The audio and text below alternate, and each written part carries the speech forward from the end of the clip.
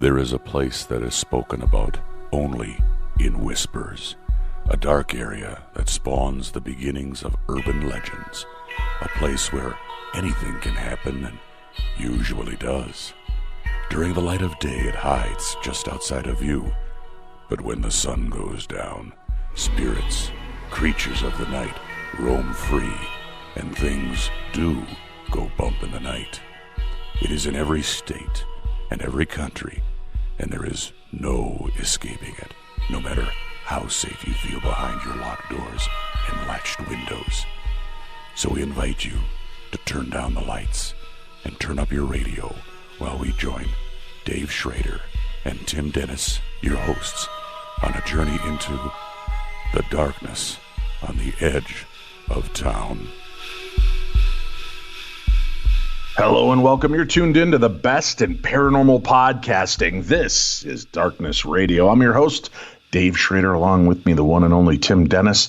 I actually paused for a moment as though I'd almost forgotten my name, Tim.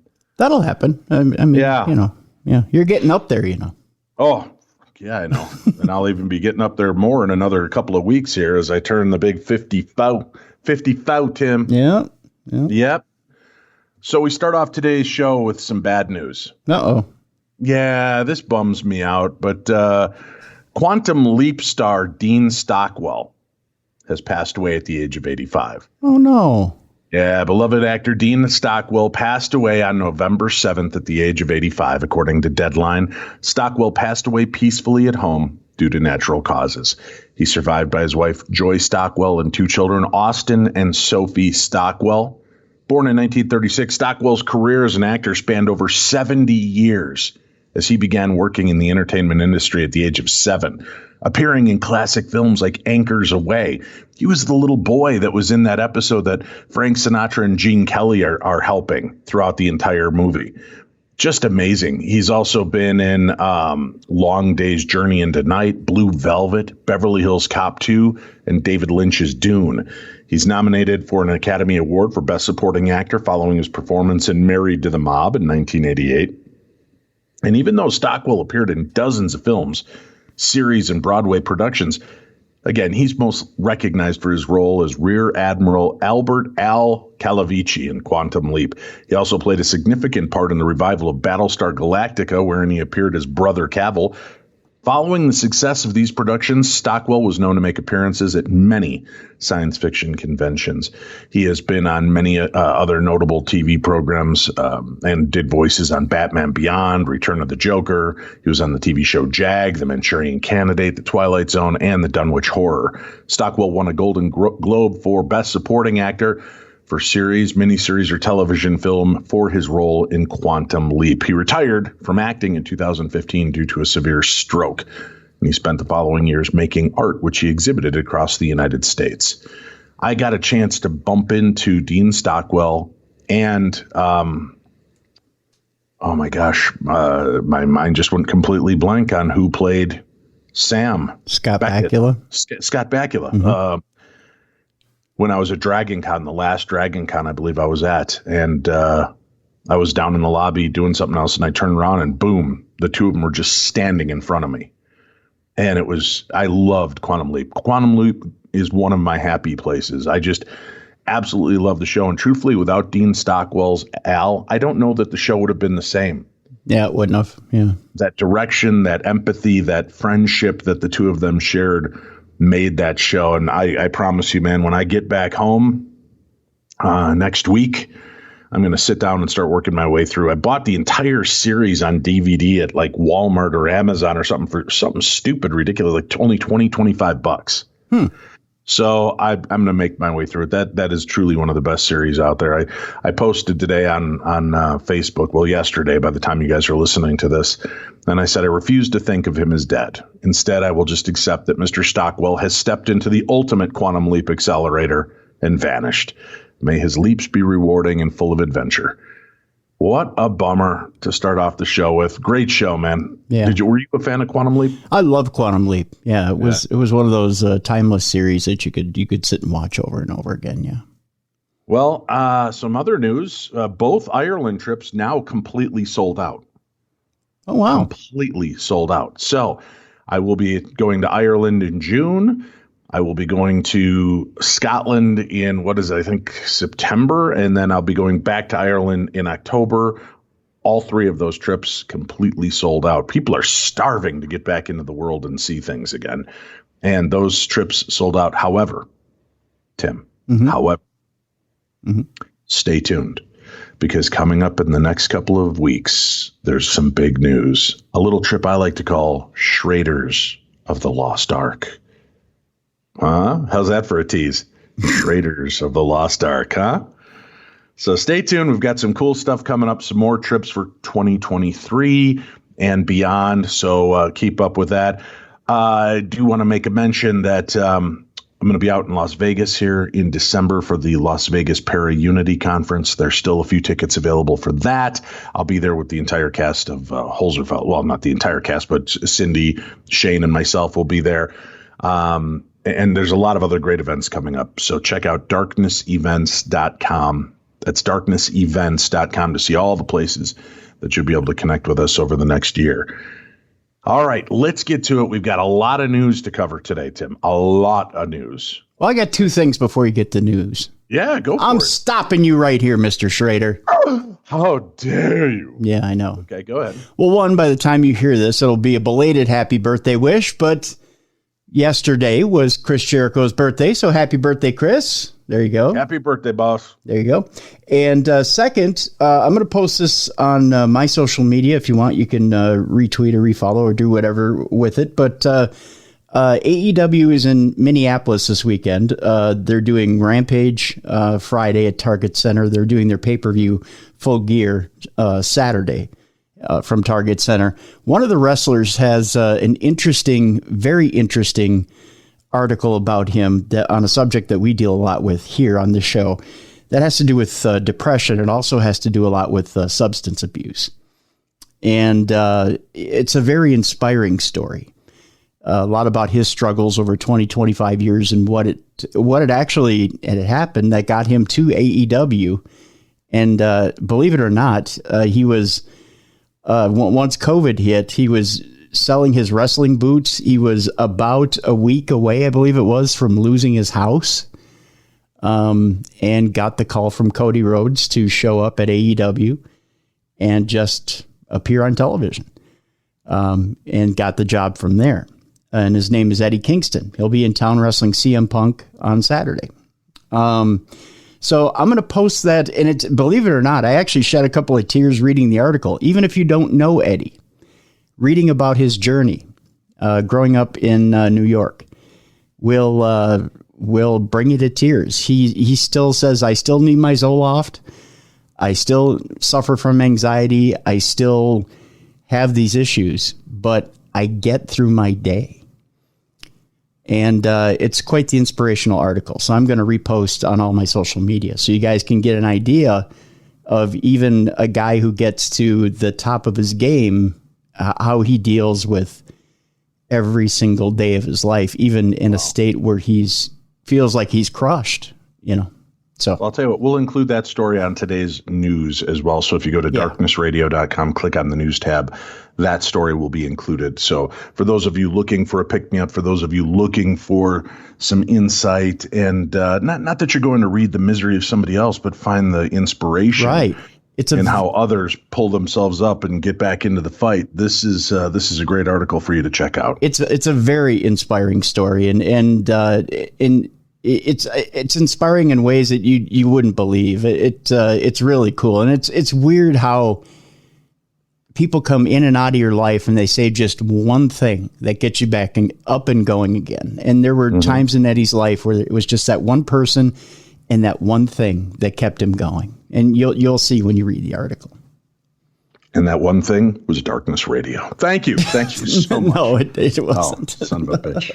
Would have been a better story if that was. Yeah, it would have been a great story. Yeah. But unfortunately, no. Well, let's go ahead and say it was, because he's not listening anyway, so we're safe. True, yeah. Yeah. So you're welcome. We are. Yeah, you're welcome, Eddie. Part of that inspiration, Eddie. What are we going to say? Yeah. All right, buddy. People keep asking me, oh, my God, Dave, with the Holzer files over, what is next?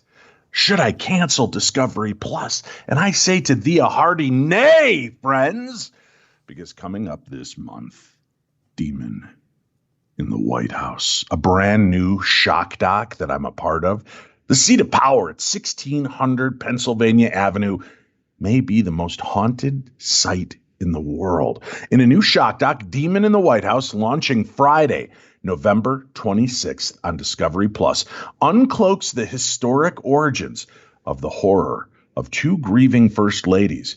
Did they unwittingly invite an evil presence with a malevolent agenda that may still torment America's presidents, as well as their families, visitors, and closest advisors?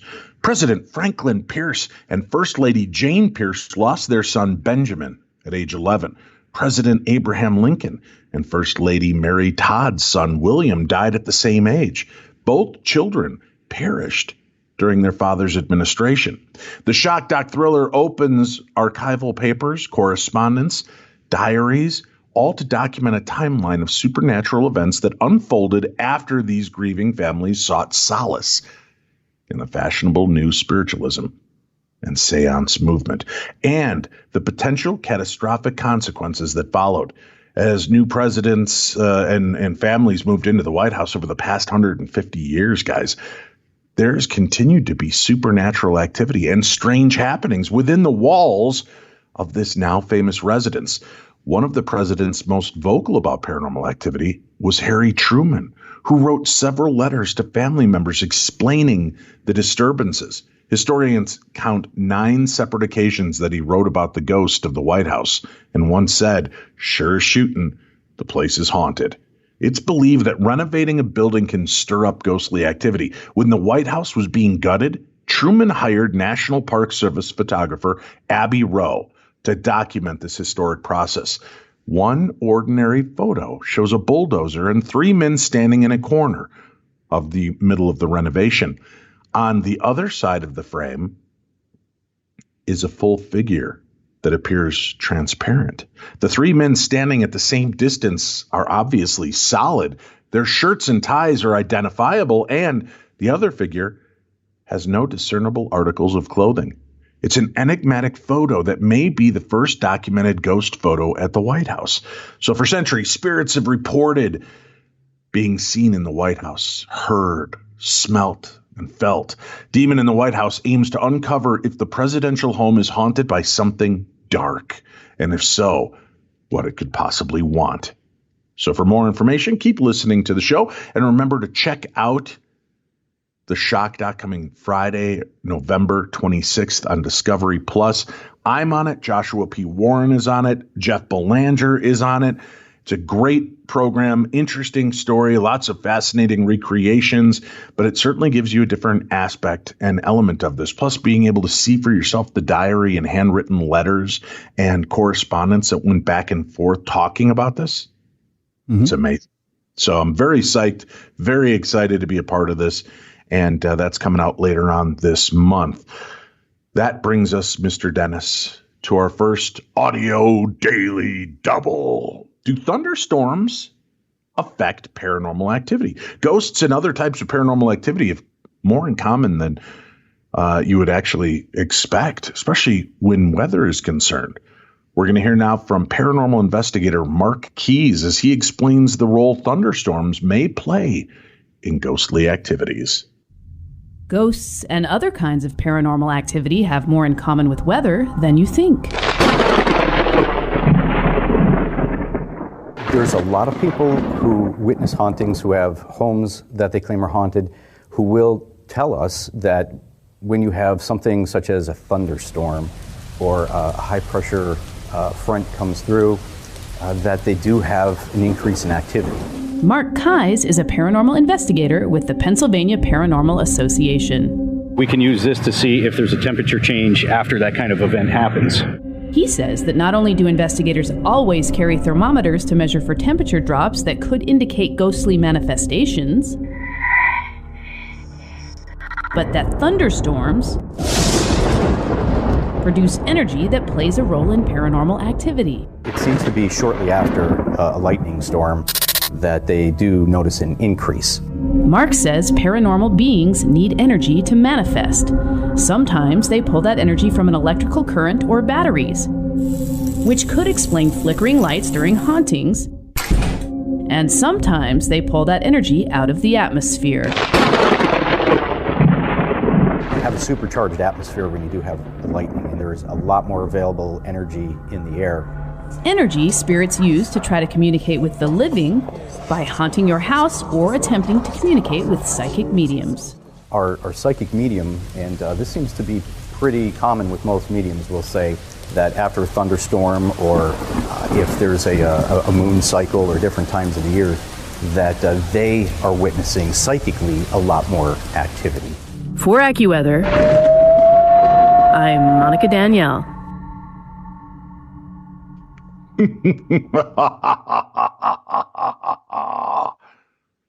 The thunderstorms, storms, ghosts. I just thought I'd add a little ambiance with that sinister laugh, Tim. That was nice, yeah. Hey, I want to mention I did watch a movie. I'm a little late to the game on this, I admit. I think maybe 4, 5, 6 months, but I watched The Tomorrow War. Have you seen that? You know, I'll admit something to you between you, me, and the fence post. I took a look at the trailers for it, and at first I thought I'm a little excited to see this, and then the more I saw the trailer, I went, I'm going to put it on the back burner, and then I just never got around to it. Because funny, I had that same feeling. I like Chris Pratt. Yeah. Not Platt, totally different guy. Yeah. I like Chris Pratt. I love sci-fi. I love all that stuff. Mm-hmm. And I was like, oh, that looks great. And then I just never tuned into it. You know what it was? Is I think the more I looked at the trailer, I thought this has that maybe it's been in the refrigerator a day or two too long look to it. And you know what I mean? I get that. Yeah. So I think that's why I held off on it. I will say this. I went into it with no expectations because, again, you kind of lose that luster of big blockbuster when it doesn't, open in theaters only and it's on HBO Max or something. You kind of forget the importance of some of these films. We're so used to a lot of movies that are just released to streaming as being probably B-level movies, right? Mm-hmm. So I think that was part of my concern. But, being stuck where I'm at for the last 2.5 months, it's been, just kind of trial and error figuring out shows. And I've made my way through Community. I've made my way through Scrubs TV show. Those have been my go-to happy places while I've been stuck here alone in my room a lot of times.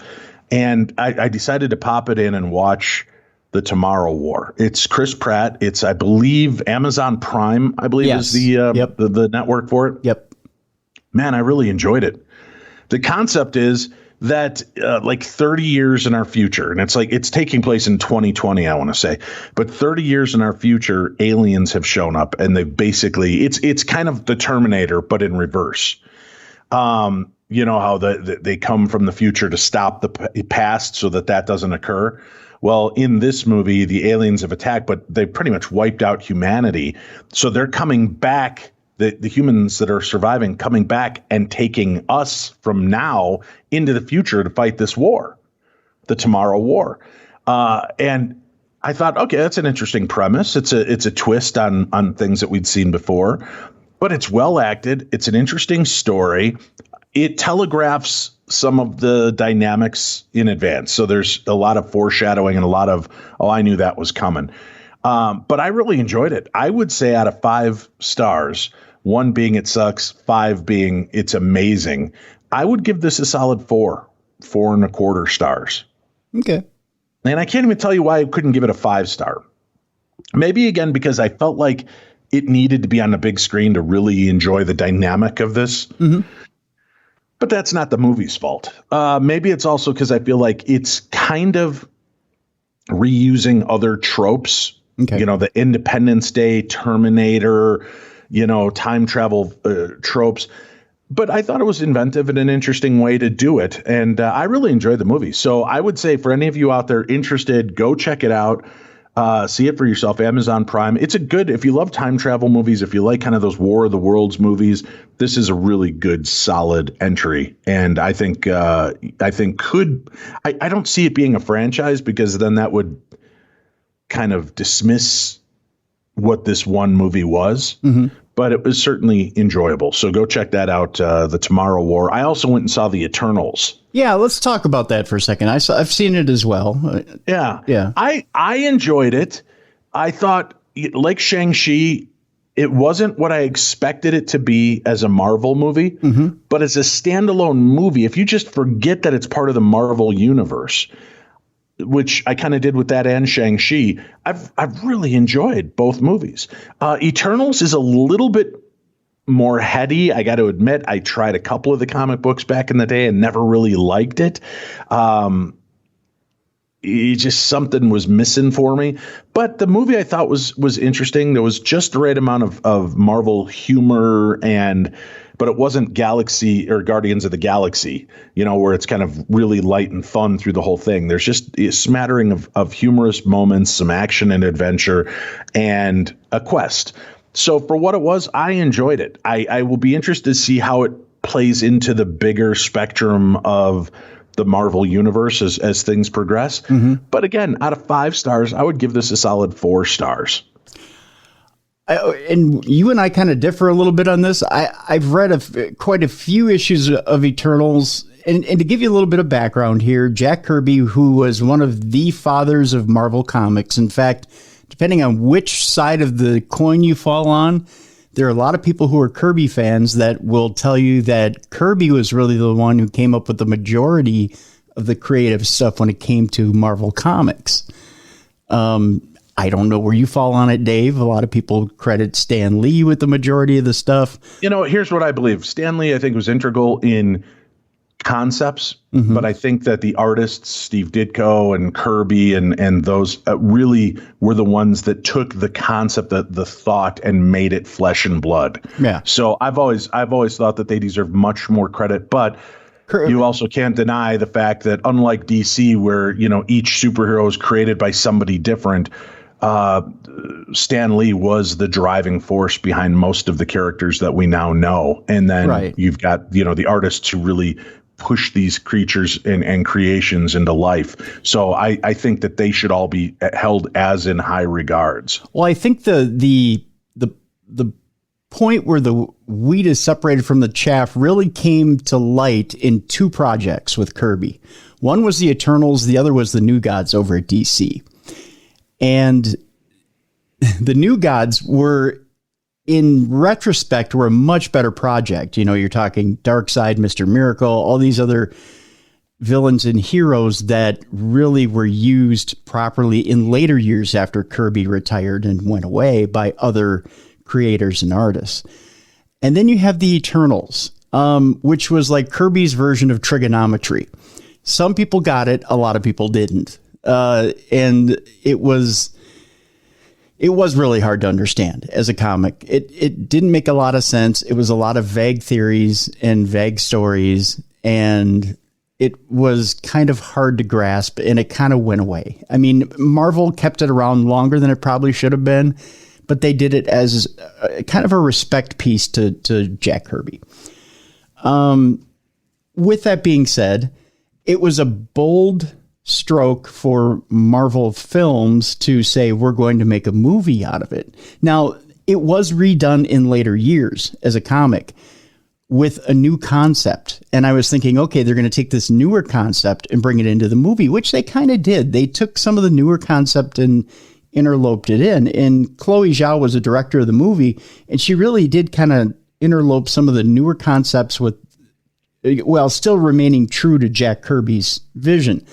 With that being said, I will give her this. She did a brilliant job of making it somewhat understandable, because the original comic to me is still not understandable. You can shake your head all day long and go, I don't get this, and throw it away. To me, I still found there to be some plot points that you just are kind of thrown out there, and I enjoyed the movie. Don't get me wrong. I thought it was a very good movie.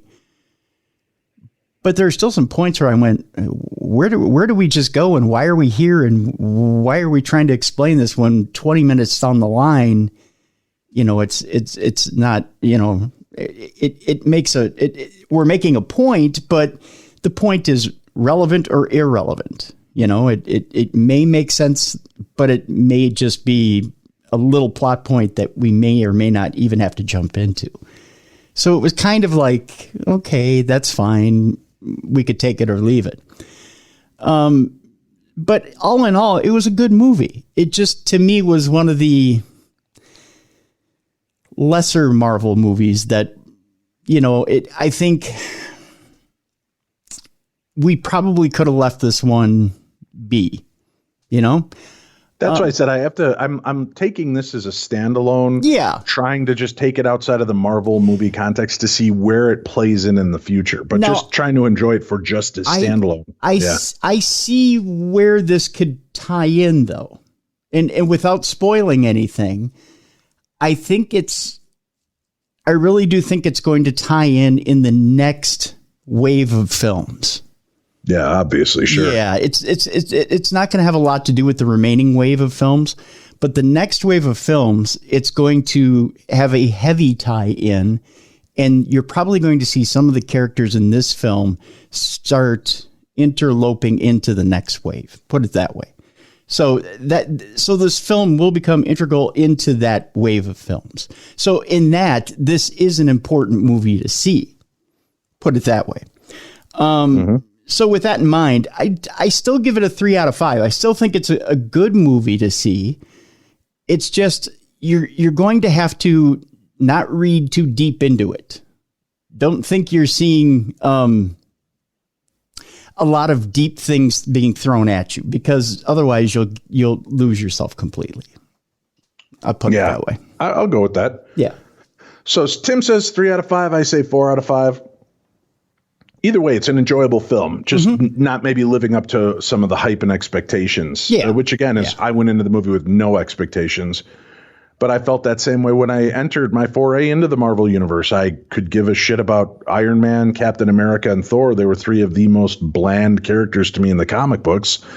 And the Marvel Universe movies made them fascinating and interesting. So I've appreciated what they've been able to do with characters I would have thought were second or third tier characters all along. I really thought Marvel was in trouble when they went in without Spider-Man and the X-Men and the Hulk, for that matter. I mean, the Hulk really didn't belong to Marvel when they first went in to do this whole studio thing. So I thought they were in major trouble, but I'm pleasantly surprised with where they've gone over the past, what has it been now? 12, 13, 14 years? Something like that. Yeah. Yeah.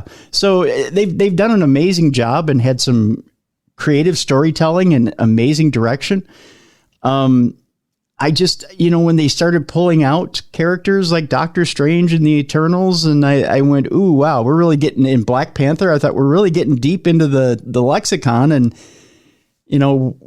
how are you going to manage to make these entertaining? I was so pleased with Black Panther. I thought that movie was amazing. And, I don't know if you know this or not, but in the comic book, they just killed off Doctor Strange. Did you know that? No, because I haven't really read comic books in 20 years now. So they just did that this month. So I'm wondering, and it'll make an amazing movie if they do this, which I think they're probably going to, but because the story is quite interesting, and I'll make this really quick because I know we're short on time. We got to get to stuff, but in the comic, Doctor Strange actually gets his hands back. You remember he got in that accident with his girlfriend. She dies, and that makes him go into the mystic arts and study the mystic arts, right? Well, he somehow gets the ability to use his hands back again. So he goes back into doing surgery, yet he's still a master of the mystic arts. So he's balancing 2 careers. Well, in that, he kind of lets his guard down a little bit, and one of his enemies comes back and catches him off guard at his home and kills him with a mystic dagger. But you never see the face of the enemy, and that's where the story begins. And what happens? Weird. Yeah, what happens is when Doctor Strange dies, all these mystic protections that he has around the Earth start to fall down. So everybody is on alert. The Avengers, every hero on Earth is on alert because basically the entire world goes to shit. I mean, everything from every border around the universe falls, and all these mystical creatures start attacking the Earth. And that's where we go from there. So that would make an amazing movie. But I think that will probably get picked up. And I mean, eventually, like in wave 14 or something like that of Marvel movies, you'll probably see that. But when Benedict Cumberbatch decides he wants to step down in 2 years. Exactly. Yeah. Either one. Exactly. Yeah. But yeah, when they started dipping into those lexicons, I thought that can't be possibly interesting in the slightest, but they've done some really cool things. So yeah, I think, but the one I'm looking forward to is the Fantastic Four. I think Marvel will do an actually somewhat interesting, riveting Fantastic Four movie. Fingers crossed. Yeah. All right, let's get back into some supernatural news. A Maryhill couple has been left gobsmacked. I don't know what the hell that means. I think that means like head to forehead, like what? After catching a UFO on camera. We've seen some strange objects, both floating and stationary in the city, but this one has really got us scratching our heads. What do you think this could be, is what the article asks.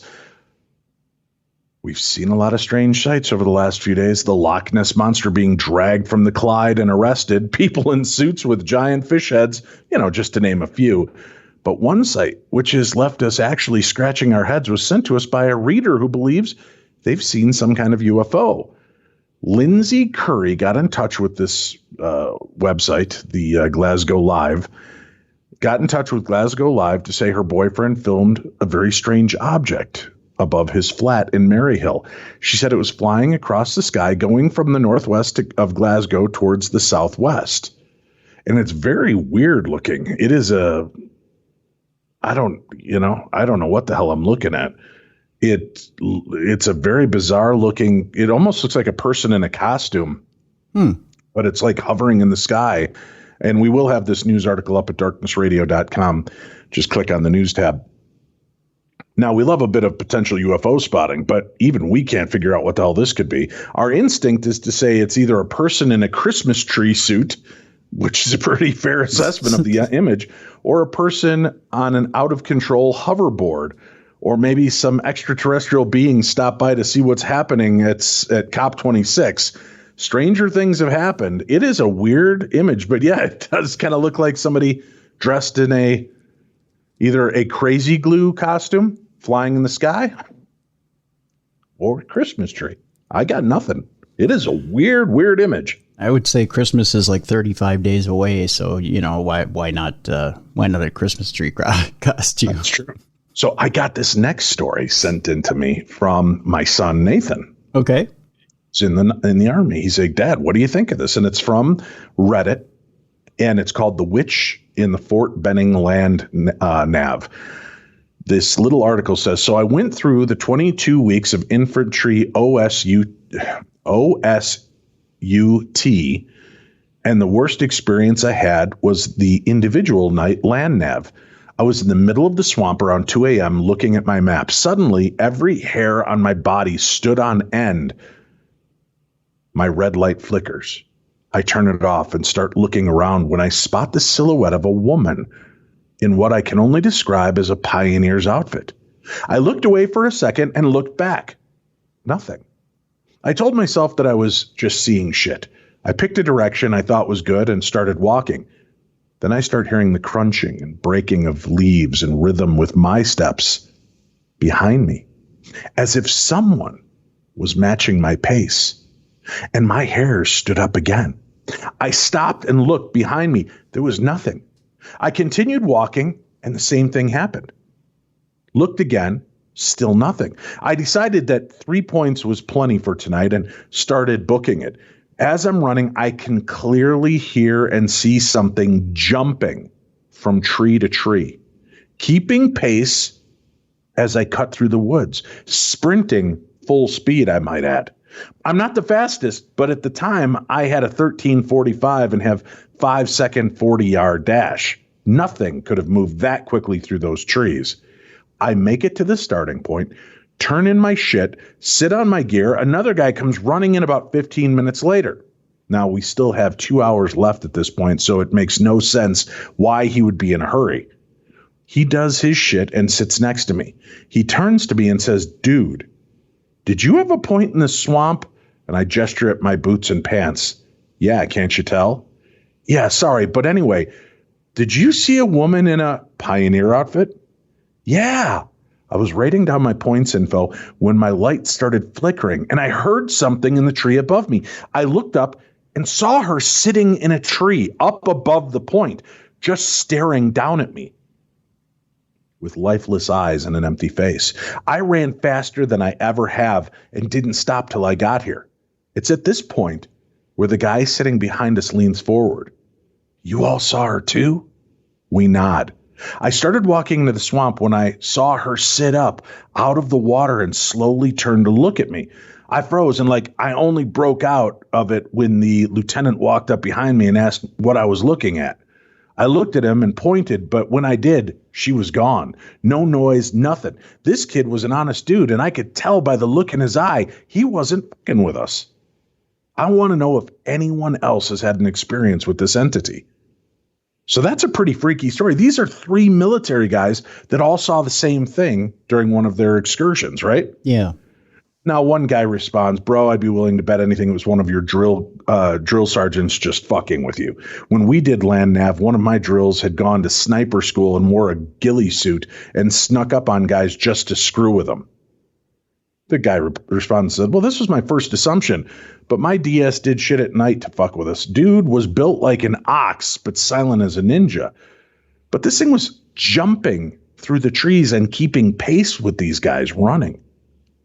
So, first of all, if that's one of their drill sergeants, this dude should be Captain America. Yeah, if it's your drill sergeant, you would think he'd want to come up silently behind him and kind of spook him or grab him real quick. Right. And not be loud. What drill sergeant's jumping tree to tree, following you along at your same breakneck speed through the woods? No. Now, another person writes, "Nighttime hallucinations are some real shit. During land nav, no matter what base or continent I'm on, I eventually get to a point where I hear footsteps following me. I inevitably see something coming at me in the dark, and I feel like I'm being watched, no matter where.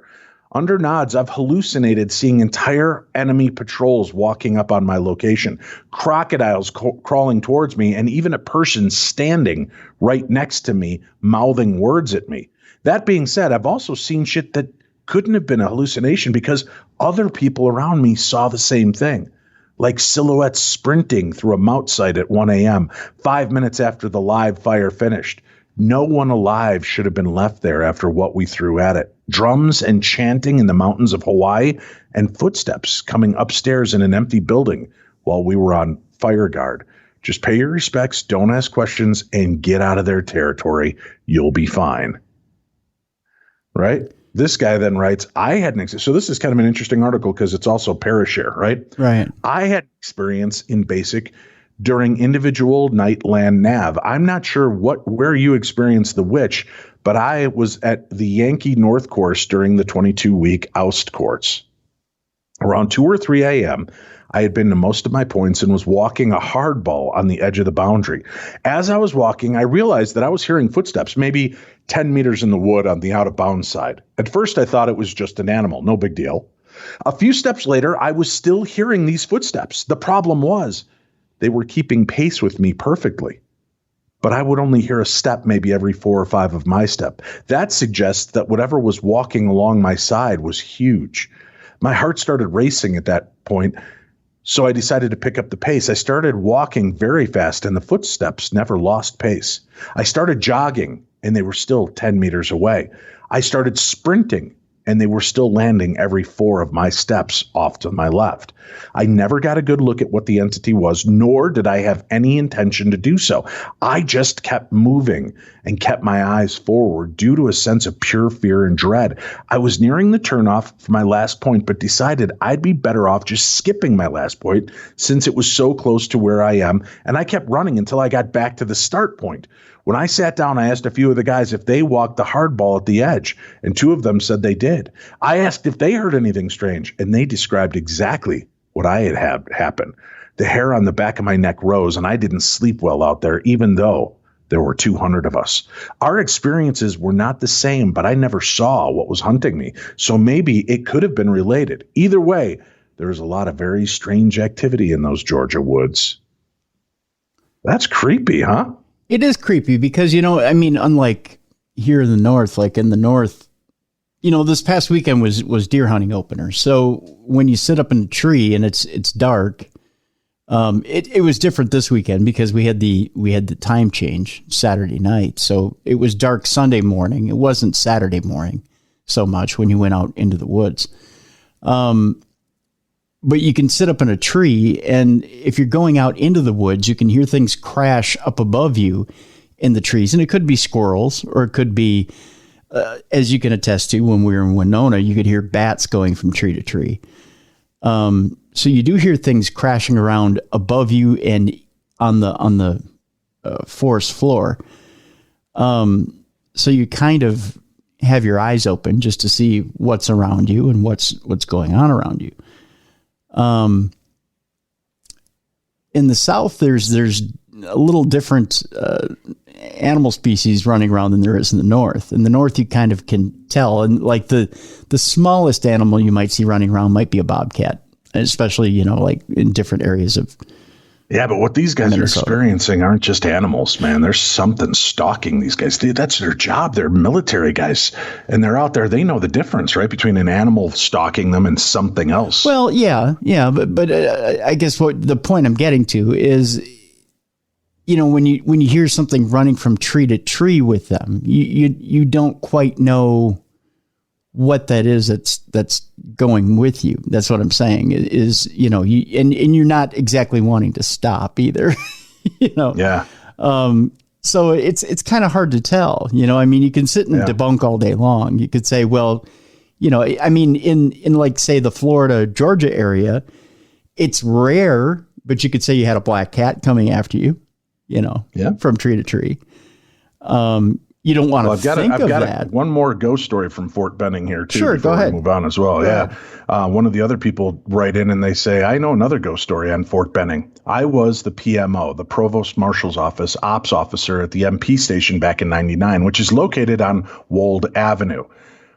It was an old correctional facility, MP office space, long closed. It's a 2-story building plus a finished basement with jail cells. But while I was there, it was remodeled and turned over to CID and the MP Company HQ. One day, this old retired MP visited us, and we took him next door where he had worked. He told us that during the Vietnam War, the lieutenant that was charged for murder in the My Lai massacre was detained there. If you don't know the dark story about the Army's history, you can read about it here, and he gives a link. And again, this whole thread will be in our news section at Darkness Radio. Anyway, the lieutenant's court-martial was held on Fort Benning, and he was kept in the basement of that building in one of the cells. That's the backstory. Years later, when this visiting retired MP was working in that building, a military prisoner in one of the cells in that basement started screaming, causing him, the MP, to run and rush down there. The prisoner said a floating-like vision of a man appeared across the room and started moving toward him, then passed through the bars before disappearing at his face. The prisoner was so visibly shook up that the MPs agreed to relocate him, where he finally calmed down. Later, he and other MPs started hearing human-like noises in the basement, along with the sound of keys rattling. They ended up not putting anyone else down there and stopped using it because so many MPs were reporting incidents. I'm not one to really believe in ghost stories at all, but when you hear an eyewitness report like that, it really does stick with you, as there was no doubt in that MP's mind that that building was haunted. Good old Fort Benning. So there you have it, kids. Interesting stories. I'm trying to find out for my son. He said that he knows some kids that went through that same excursion and claimed to have seen things. So he's talking to them. I'm going to try to find out more about that this week. And if I'm allowed to share, I will in an upcoming episode. We have to take a quick break. We'll come back. We've got more of the best in paranormal talk radio right after this.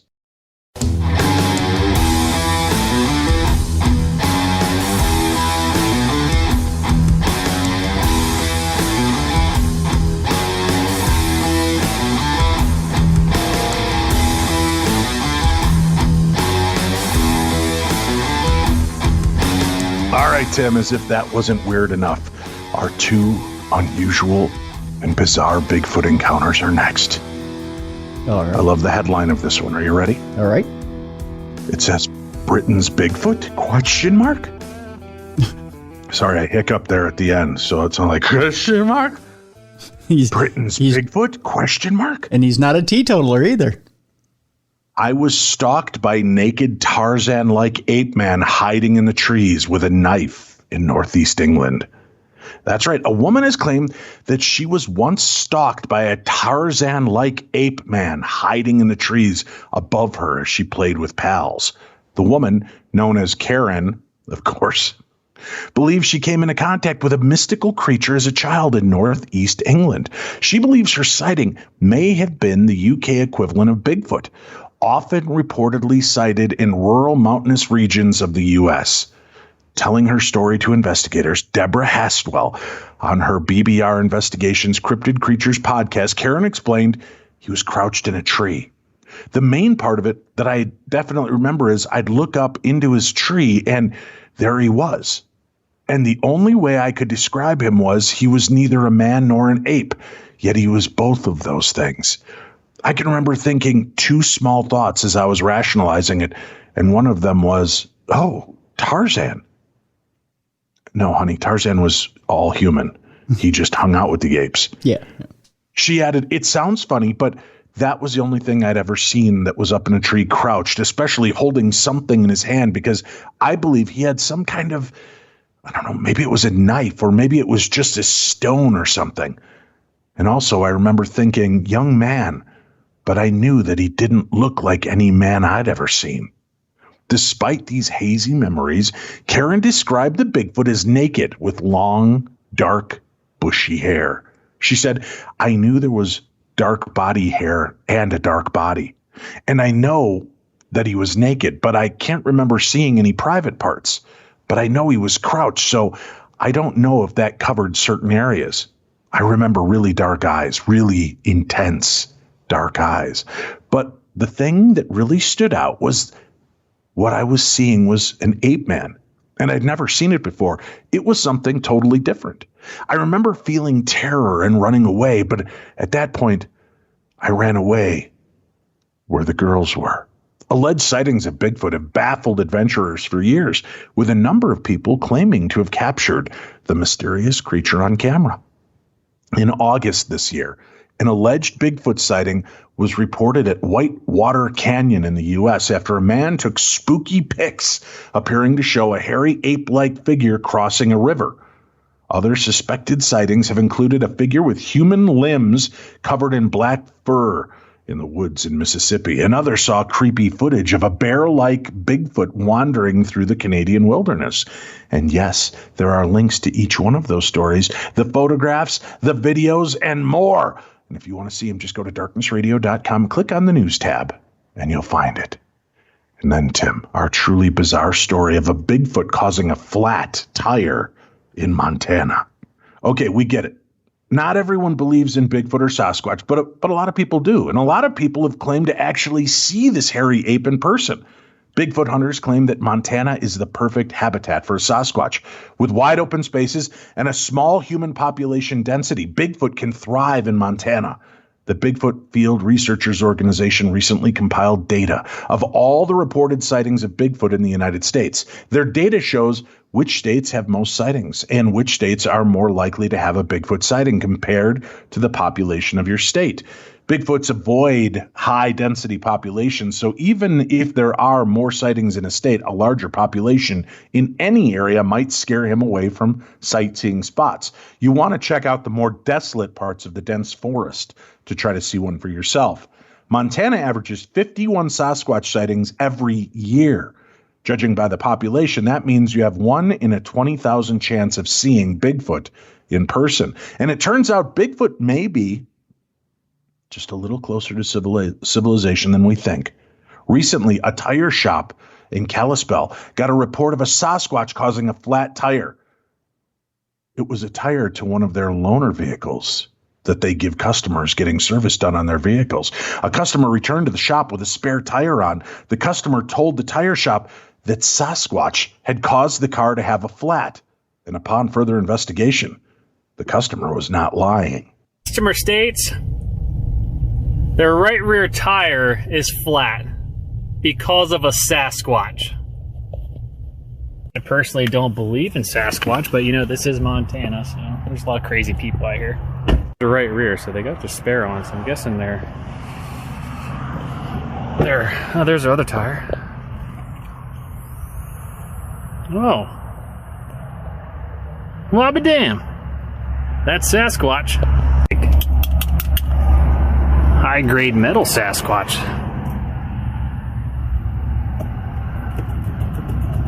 God, I don't even know how I got in there. Whoa. That's cool. So it was an actual Sasquatch car plate. That image of Patty walking with her arms astride and her legs spread out. Somebody had an iron version of it on their car that must have fallen off, and it punctured this wheel, Tim. So there you go. There's your Bigfoot causing a flat tire story. There I promised bizarre Bigfoot encounters. There you have it. There you did. Uh-huh. Yeah, I like to live up to my promises with this stuff, Mm-hmm. All right. Tim, I know you're a fan of cricket. No, I don't mean Jiminy. I mean the sport. And Freddie Flintoff, I remember you having posters of him up everywhere in college. Boy, did I ever. Yeah, Freddie Flintoff, the cricket legend, was so terrified by the ghost that he refused to sleep alone. According to a paranormal investigator, Colin Simmons, Freddie Flintoff was supposedly so terrified by a ghost in a haunted Cornwall hotel that he refused to sleep in a room by himself. A ghost search terrified Freddie Flintoff to the point where he refused to sleep in that room. The 43-year-old cricket legend went ghost hunting at a haunted guest house in Bodmin, Cornwall. The event's host, paranormal investigator Colin Simmons, recounts how the former England captain reacted. Freddie was terrified, he claimed. During the ghost hunt, there was some activity. He liked it, yet he was terrified. He was staying in one of the hotel's most haunted rooms, Tim. He stated that he would not be able to stay in there alone, and I was afraid he was going to die of an heart attack. I ain't sleeping in that room by myself, he continued, insisting. He enlisted the help of a buddy to sleep in the room with him on the floor. The next morning, he was okay. Flintoff was regarded as one of the best all-rounders in cricket during his career. He played 79 times in Test cricket, scoring 3,845 runs and taking 226 wickets. 226 wickets, Tim! Wow.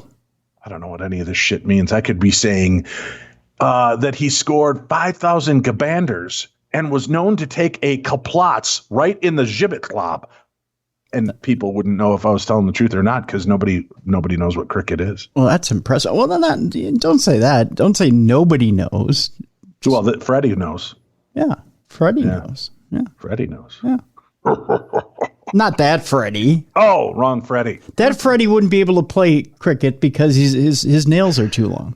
Wow, you are so racist. Just because he's got long nails, you're going to assume he can't play cricket? It's hard to hold the bat.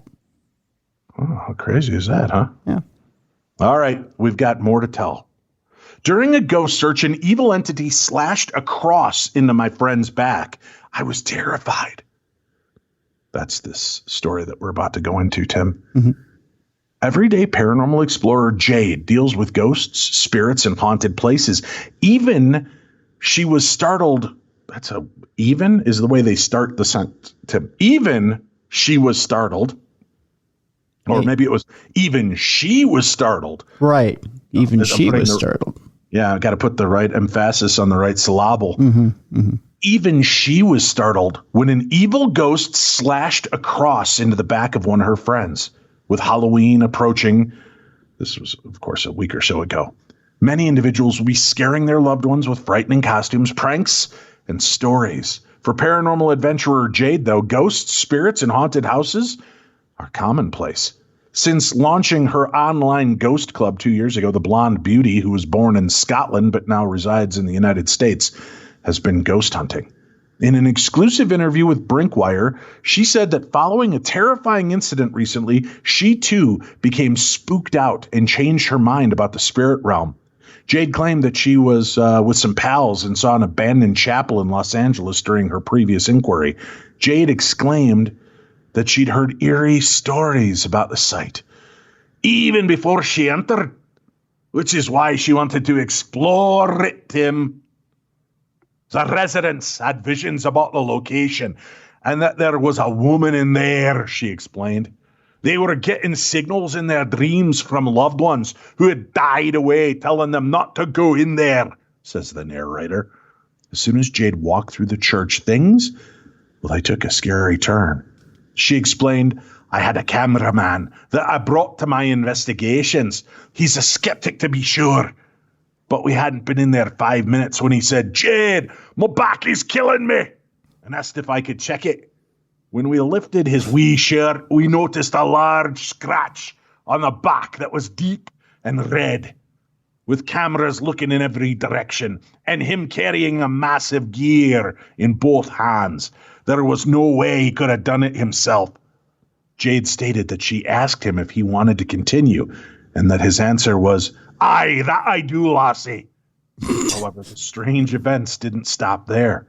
We went into the priest's house for maybe 2 minutes at most, and he says, my back is still burning.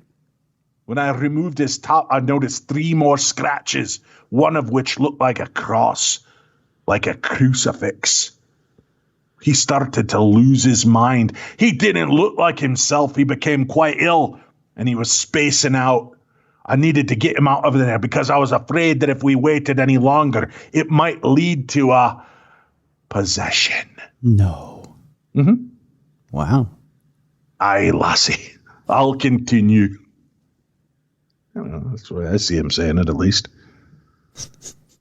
2 ghosts live in our house. One threw scissors and other predicted my baby's sex. That's what this story starts off with, Tim. Teachers Lainey Clark, 34, and Ben Hubbard, 22. Wow, welcome to Cougar Town. Went viral with their TikTok haunted house videos, and now their ghostly lodgers are famous. Lainey Clark says, I always hoped that spirits existed, but never saw anything until my mom died. I was in my early 20s, and soon after she passed, she came to me in a dream and said, I'm here to tell you I'm okay and I'm happy. It was so real, and I've felt settled ever since, knowing she's not suffering anymore. I met Ben when I was 31, having just left my husband of 13 years. We were teaching in the same school and bonded immediately. After I had given him a telling off for not doing his job properly, that is, we moved in together 3 months later in the summer of 2018. Somebody has mommy issues. Our little house was perfect, but odd noises kept us up at night. We'd hear footsteps on the stairs, and despite it being a new build, we put it down to creaky floorboards and cooling pipes. Then subtle sounds became a whole lot scarier. One afternoon, Ben was out and I was happily relaxing in the bath when I heard a male voice call my name. I froze. Maybe it was the old tenants. Nervously, I called out, "Who's there?" But the house was silent. I was shaken to the core, but I didn't tell Ben. We were still in the early days of our relationship, and I didn't want him to think I was a mad woman. But that all changed a few weeks later.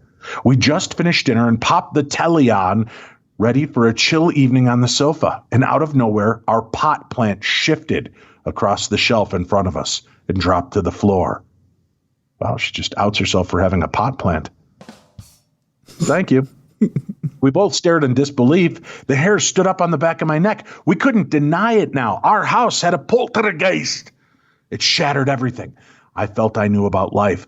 Brought up in a strict Catholic family, I was taught that there's no such thing as ghosts. But now I know they're very real. Moving house costs a fortune. We couldn't afford to just jump up and leave. I felt like I couldn't talk about what I was experiencing, scared of losing respect at work. We had to come to terms with it and initially had no intention of sharing our story.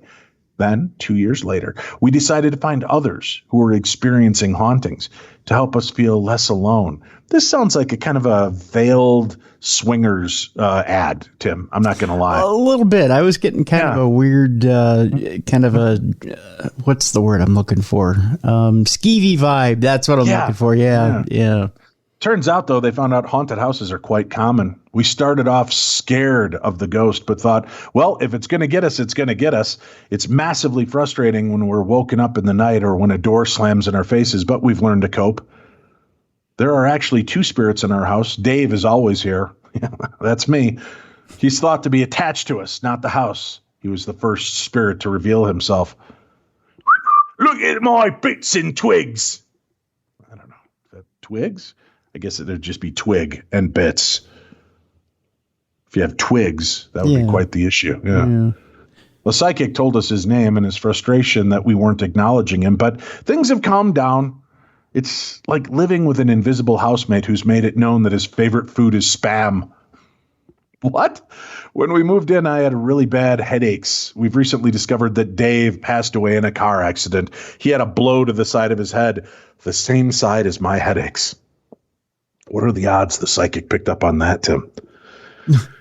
The other spirit, Andy, is the late brother of the psychic medium who investigated our house. We think Dave and Andy have actually bonded. So the psychic comes in and drops off her luggage.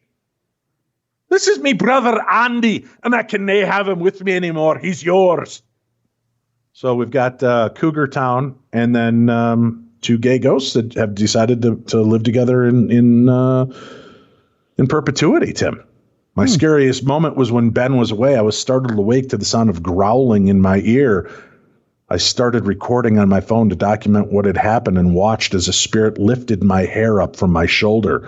Ooh, that was too close for comfort, she goes on to say. I sought advice from experts. What the hell just happened to my voice? I sought advice from experts. I think that's still trying to sneak out of me, Tim. I sought advice from experts who told me to set boundaries with the spirits. And it hasn't happened again. I never feel alone in the house, and I've come to love living with spirits. Sometimes it's so quiet, we wonder if they're gone. They're probably just out mantiquing, Tim. That would be my thought. Dave and Andy are out for a spot of tea looking at antiques for the ghost home that they're building together. Mantiquing? Mantiquing. That's what I call it when like Jeff Belanger and I go to old antique stores looking for cool stuff. We call it mantiquing. I see. Yeah. I mean, doesn't explain why we're holding hands, but why should anything explain that, Tim? It's just 2 men that love each other, holding hands in an antique shop. Using a Ouija board, I asked Dave and Andy if they'd protect our unborn baby. They said yes.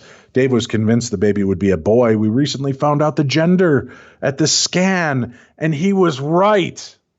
Well, I mean, he had a 50-50 chance. Good old Dave. Yeah, it's not tough. No. People probably think we're absolute idiots, that we have demons in our house and we're putting our unborn child at risk, but there's no heaviness, no bad vibes here.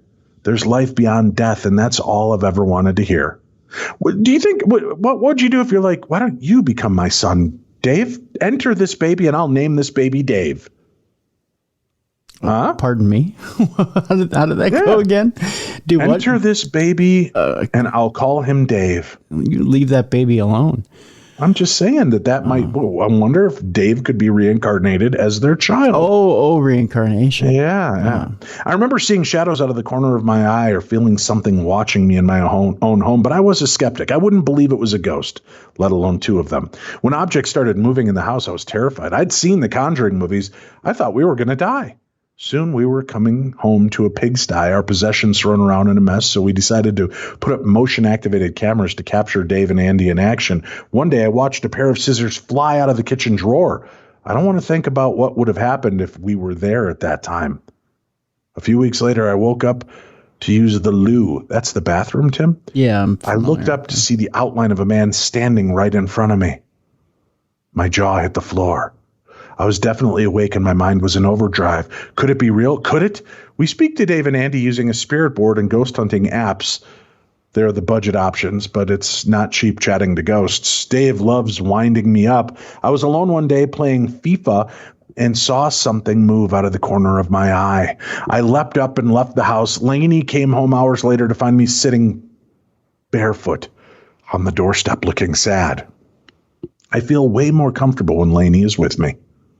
Most people say our house feels happy and calm, but a few friends hate it. A mate offered to house sit while we went away. A few hours into our journey, he rang up to say he'd heard footsteps walking across the room. In the wee early hours, he rang again saying, I've posted your keys through the door. I'm leaving.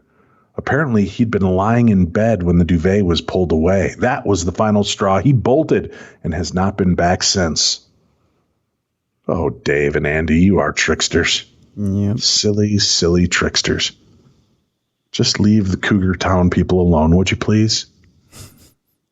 Let me see. This looks like a good story to go to next. You know who Katie Price is, right, Tim?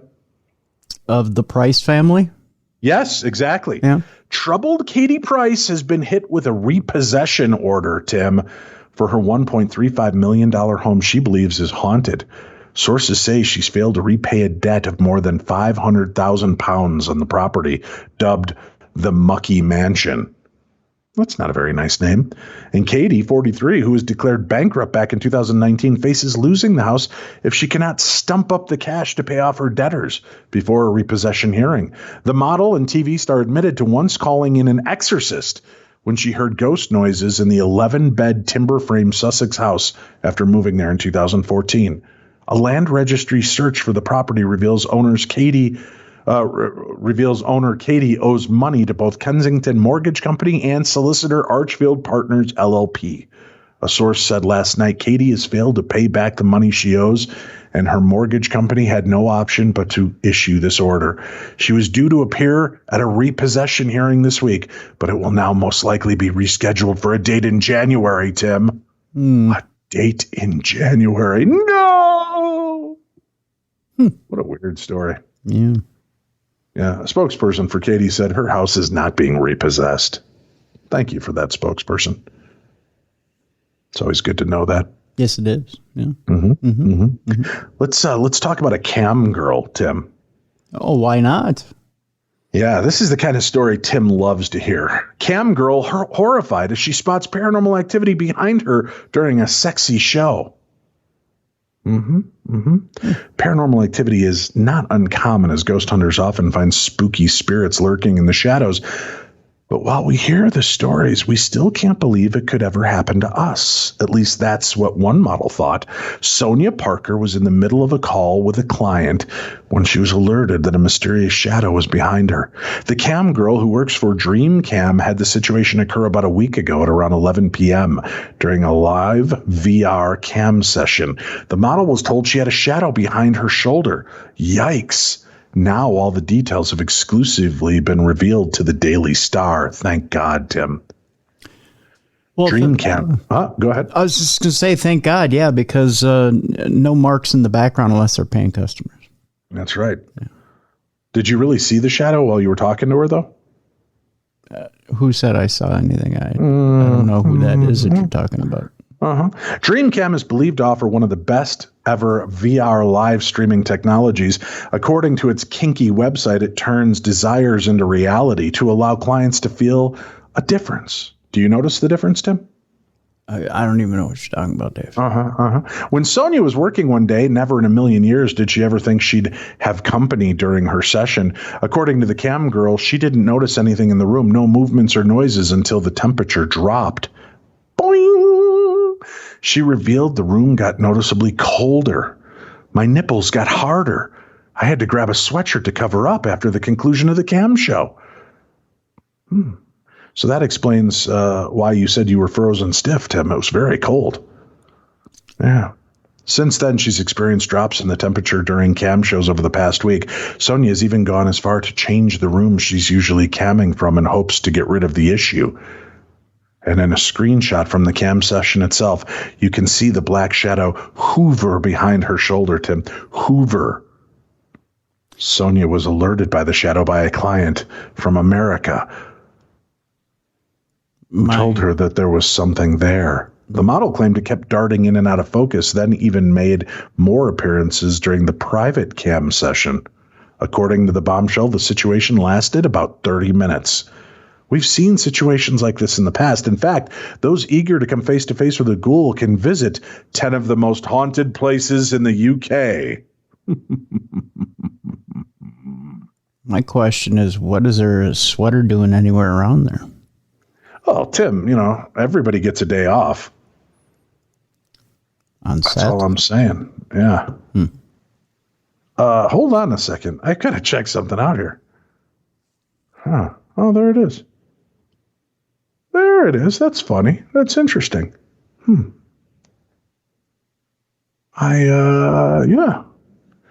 I just found an article of a friend of mine. I didn't even know she had an article out there.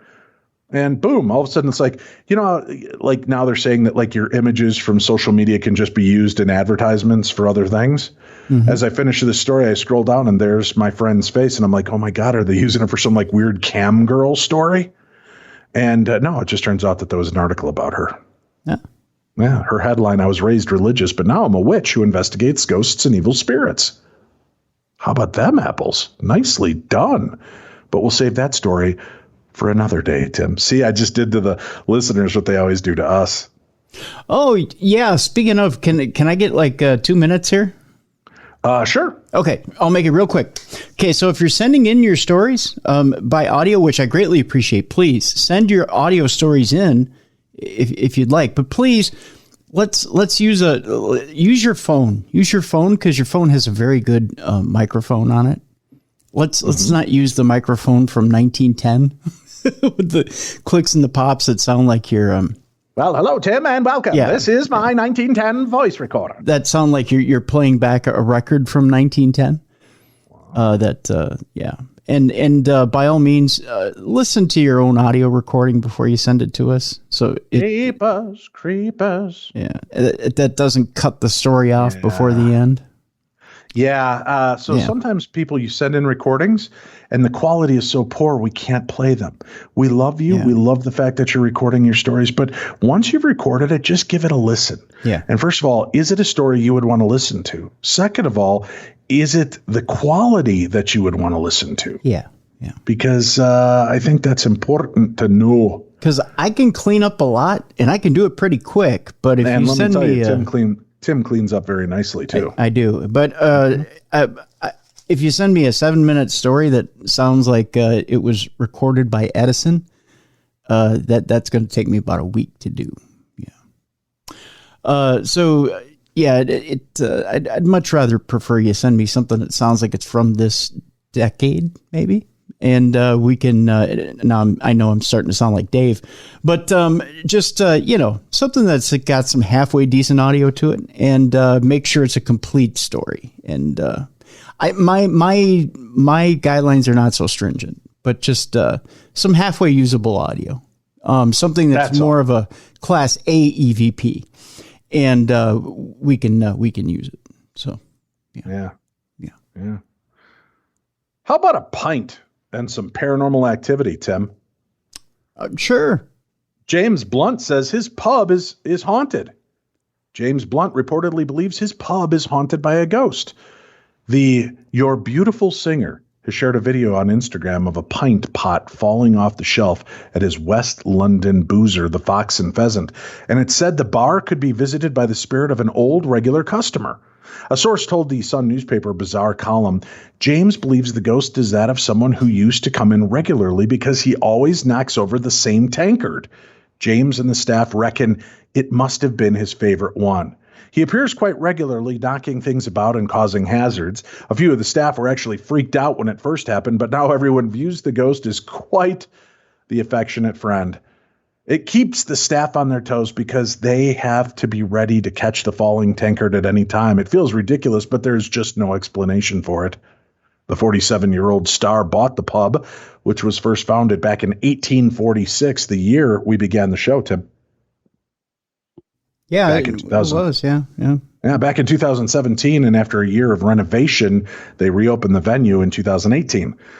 Meanwhile, James doesn't seem scared by the prospect of his upcoming chart battle with Adele, as they both release albums on November 29th. And then it goes on to promote his album, which I could give a flying flip about. I just want to talk ghosts. Sorry, James Blunt. We already helped you promote your haunted pub. Let me remind you just a little bit here. Just a little bit about how irritating his main hit was. I'm just going to play a little bit in the background just to remind you why I cringe when you even say, "My life is brilliant." You remember this voice? Remember? Do you remember, Dave? Remember? You're beautiful. My life is brilliant. My love is pure. Do you remember this? I saw an angel. Yes, I do, Tim. Of that I'm sure. It's Axl Rose Light. It was what? He's Axl Rose Light. No. Axl had a better voice. I know, that's why I'm saying Axl Rose Light. He's got that kind of quavery. You're beautiful. Yeah. You're beautiful. It's true. You're beautiful. It's true. Oh, good God. But I know a lot of people that love that song. Love it. Love it. Who? Name one person. My daughter. No, she doesn't. She's lying to you. How dare you? She's lying to you. Tim, we're coming into the end of this brief episode, and we've got a vehicle possession, Tim. A mechanic films a ghost locking and unlocking police car doors. This is the moment a puzzled mechanic declares a police car owned after shooting an eerie video of the car door being locked and unlocked by itself. An unnamed mechanic from Crestwood, Illinois, photographed the vehicle's service documents, claiming that there were paranormal activities that needed urgent correction. Then the car doors were locked and unlocked and locked and unlocked and locked and unlocked by themselves. Then the front lights remained on and the windshield wipers began to move, even though they were both off. An unnamed mechanic from Crestwood, Illinois, remains confused by the owned vehicle brought in with these eerie problems. Despite the car going to service center, the mechanic confirmed that he was able to fix all three of the owned problems, making the car road valuable again. Speaking in a video shot on October 26th, the man said, "Now let's see what's going on." After that, he can be seen approaching a white police car. In the white police car, you can see that the window wiper starts moving, even though the mechanic has confirmed that the internal switch is off, as well as the front lights of the car going on and off. The car then desperately unlocks and locks at the door as if it had its own heart, like Christine, who was owned in a 1983 horror movie based on Stephen King's book. Now, this is one of those articles, folks, I want you to go see. These are the kind of articles I've got to self-edit because it is such a poorly written article. So you can see how I have to do this and how sometimes I stop mid-sentences because of articles like this. The vehicle can be seen desperately moving back and forth with the windshield wipers, even though they are turned off. Despite the eerie event, auto technicians said they were able to fix all three separate issues to fix the police car and get it back onto the road. He added, "I work for a company that serves law enforcement agencies. The vehicle was brought to us with many problems that seemed to be happening all on their own. We took a video of it when it started locking and unlocking by itself, but we were able to solve all three issues." So it just keeps repeating sentences, but in different order throughout this entire article. Mm-hmm. And they keep using the word owned as though it's, I don't even know what the use of it is for, Tim. I'm being honest with you. Our final story though, Tim, our final story is here, and it is a 5-in-1 news story, Tim.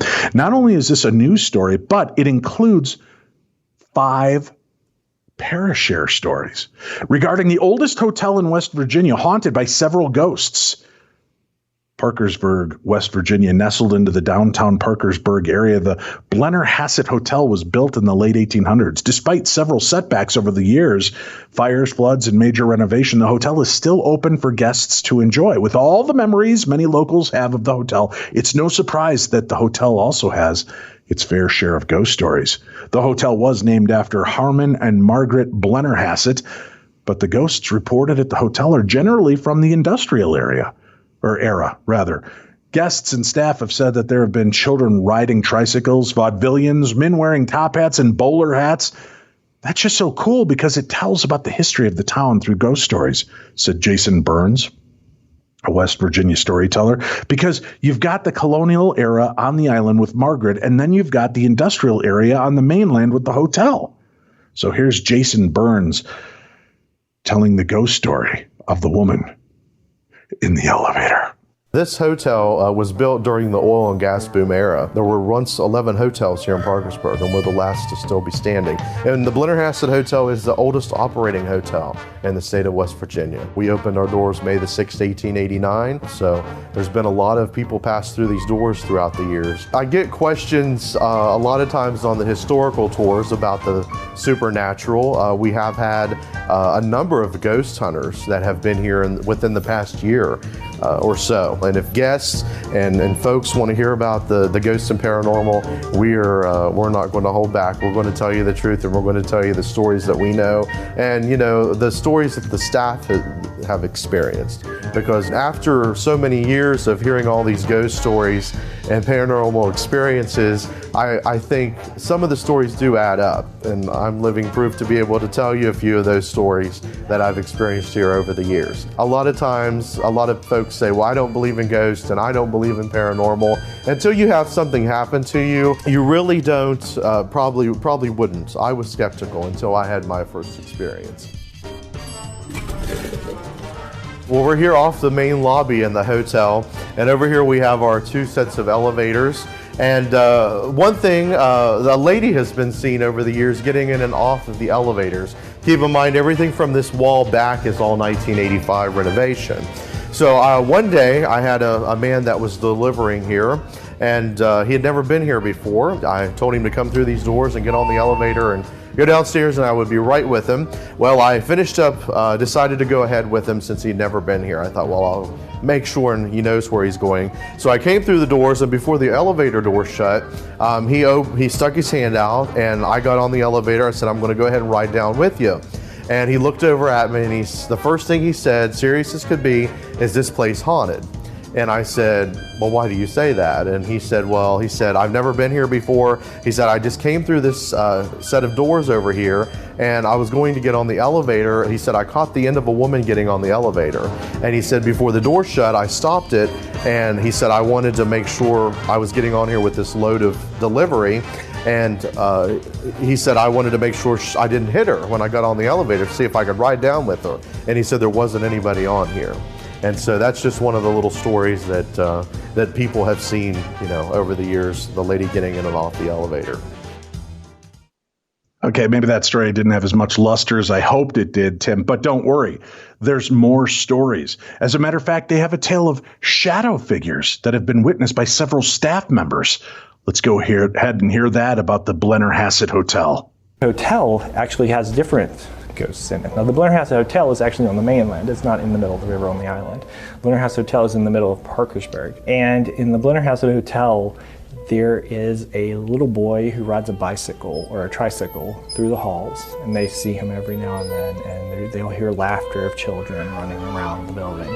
And then sometimes they'll see a figure of a well-dressed gentleman from like the turn of the 20th century with, a suit and tie, a little cravat, something, and a top hat or a bowler, and it's just like, that's just so cool, because it tells about the history of the town through ghost stories, because you've got the colonial era on the island with Margaret, then you've got the industrial era on the mainland with the hotel, where people were coming in and staying the night, and having, just having a good time in Parkersburg, when you could come there and enjoy yourself for vacation, stay in this lavish hotel with your family and your kids, And in the museum, the Blennerhassett Museum, there's actually 2 giant mirrors. They're like Alice in Wonderland, Mirror of Erised, Harry Potter stuff. They're big and gold, and they reach floor to ceiling. And in these mirrors, sometimes you'll be looking at them, or you'll pass by them, and there'll be figures in the mirrors looking back at you that aren't in the room with you. And one of them apparently is a vaudevillian guy who has the red and white stripes and the straw hat, and he dances and then vanishes in the mirror.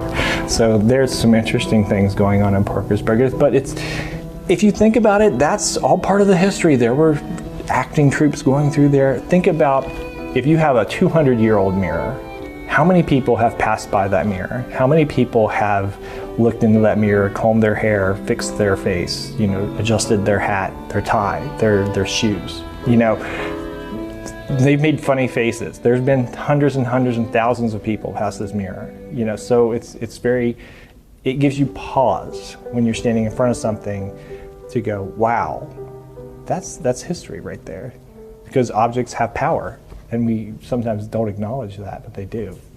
The whole fact of the matter is, when you think about a place that has so much history to it, and West Virginia has so much history to it, we've had a lot of things happen here. Some place that has a lot of history like this, it's going to have its ghosts. It's going to have its monsters, its people who are a little weird that they call witches. A little bit of an outlier of society is what we've always been. And I think that's actually helped protect the stories. And that's why we have so many, is because we've always been kind of insular in some respects because of the mountains and geography, but other reasons too.